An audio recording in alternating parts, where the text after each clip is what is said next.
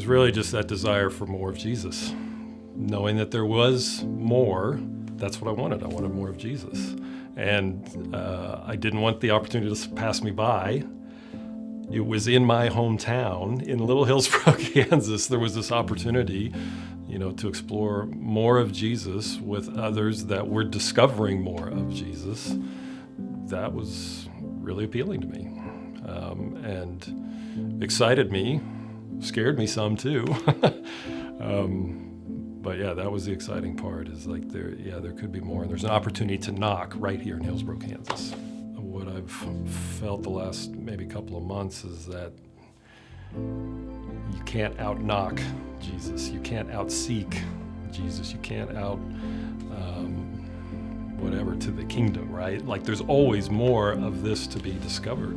In some ways, going to church with my brother in college was one way of making it real. Grandma and Grandpa were people of faith. They were Jesus lovers. I went to their church because they were there, and usually meant lunch afterwards with them, on them. But it was a choice to go there. So me and my twin brother, Travis, we'd end up going to these church services because my grandparents went there, and we'd go sit in the balcony way at the top, way at the back, kind of sneak in, but we were there when maybe not a lot of our friends were choosing that for whatever reason, which was fine. It got more real when Ella was born, I would say. We're going to cue the tears here probably a little bit, but that's interesting. When I became a father, I guess, is when it became a little more real, right? Took another step when she was born.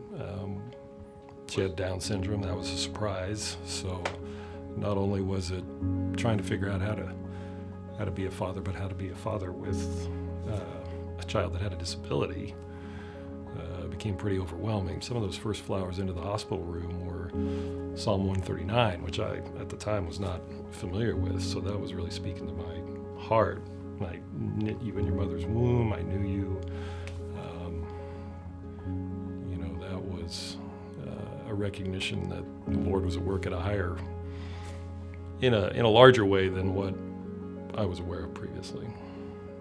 I'd say I came into Kingdom Equipped feeling pretty empty, and probably striving for what I wanted this event to be, or what I thought it needed to be. And in that moment, I felt I am really isolated right now. Like I feel kind of shut down, kind of distant from the Lord, kind of disconnected from all that's going on.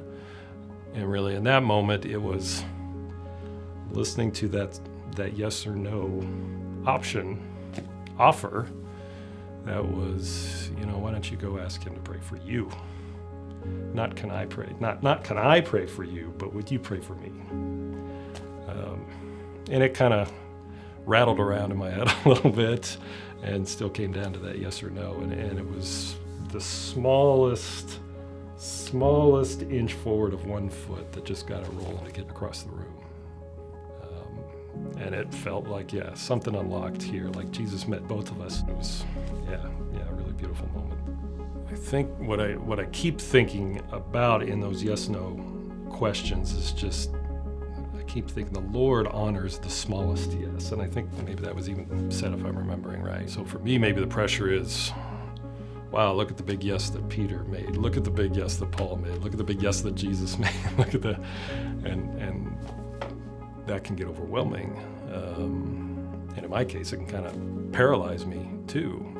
But then when I break it down to the smallest yes, like just inch one toe across the room in that direction, it can change your life, right? Like that was talked about at Kingdom Equip all the time. And you just see that over and over and over again, whether it's in my brother and my family, in my kids and my friends, in my heroes. It's that's what I keep going back to is, what's that small yes that I just need to listen to and be obedient in, that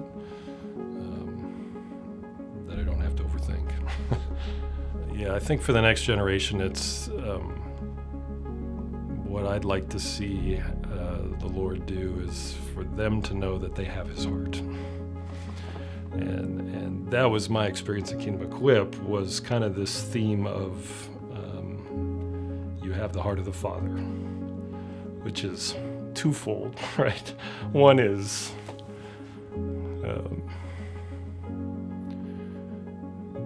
one is that I have his love. I already have his adoration. I already have his approval.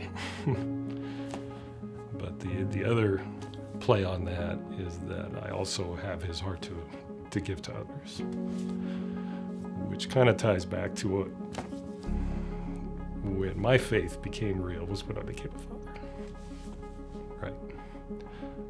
When Ella was born, when Talia was born, and